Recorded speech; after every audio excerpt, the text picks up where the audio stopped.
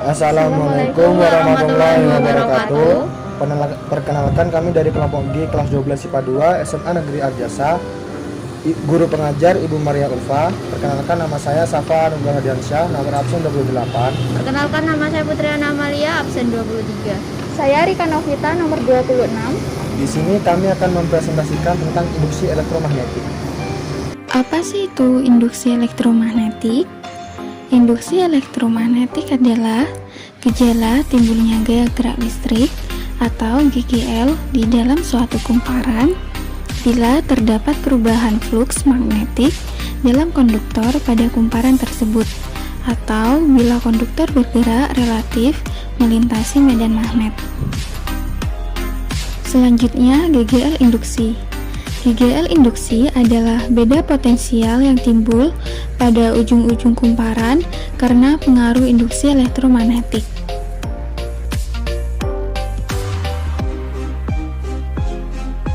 Kemudian, hukum Faraday.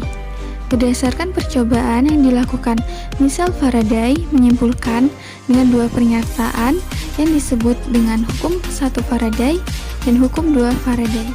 Hukum 1 Faraday berbunyi, setiap perubahan medan magnet pada kumparan akan menyebabkan GGL yang diinduksi oleh kumparan tersebut.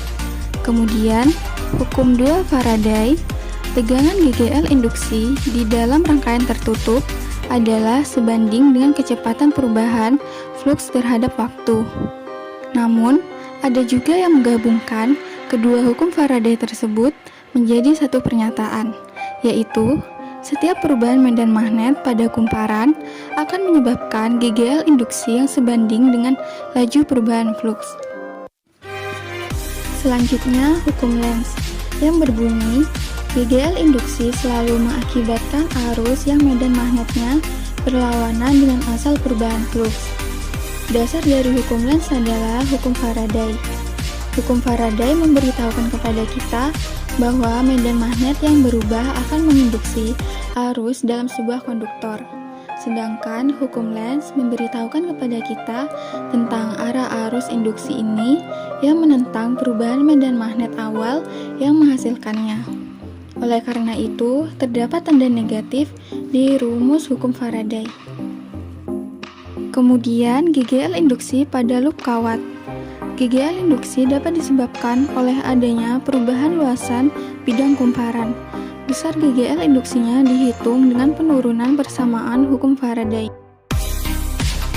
Bagian selanjutnya, induktansi adalah sifat sebuah rangkaian listrik atau komponen yang menyebabkan timbulnya GGL di dalam rangkaian sebagai akibat perubahan arus yang melewati rangkaian atau akibat perubahan arus yang melewati rangkaian tetangga yang dihubungkan secara magnetis. 1.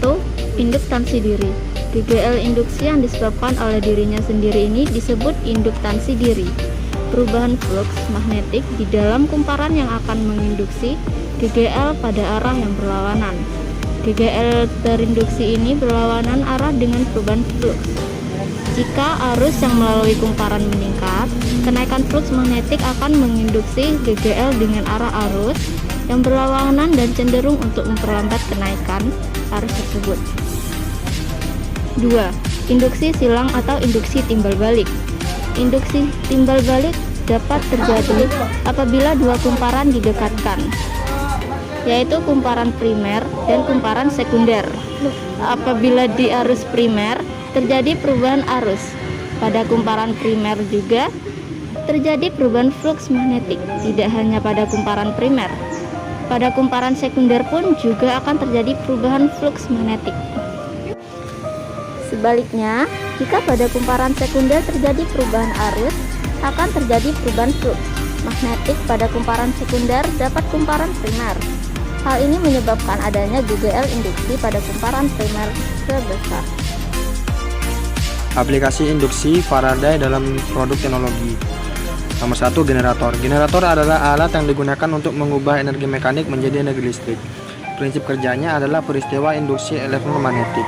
Jika kumparan penghantar digerakkan di dalam medan magnetik dan memotong medan magnetik, pada kumparan terjadi GGL induksi.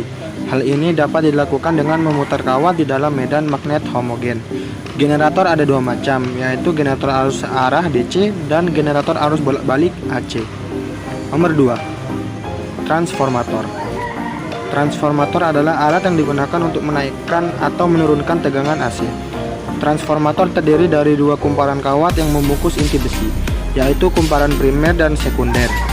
Transformator dirancang sedemikian rupa sehingga hampir seluruh fluks magnet yang dihasilkan arus pada kumparan primer dapat masuk ke kumparan sekunder. Dilihat dari fungsinya sebagai penaik atau penurunan tegangan, maka dikenal dua jenis transformator, yaitu sebagai berikut.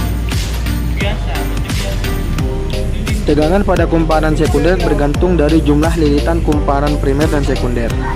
Dengan menganggap tidak ada kerugian daya di dalam inti, maka perbandingan antara tegangan primer dan sekunder dirumuskan sebagai berikut.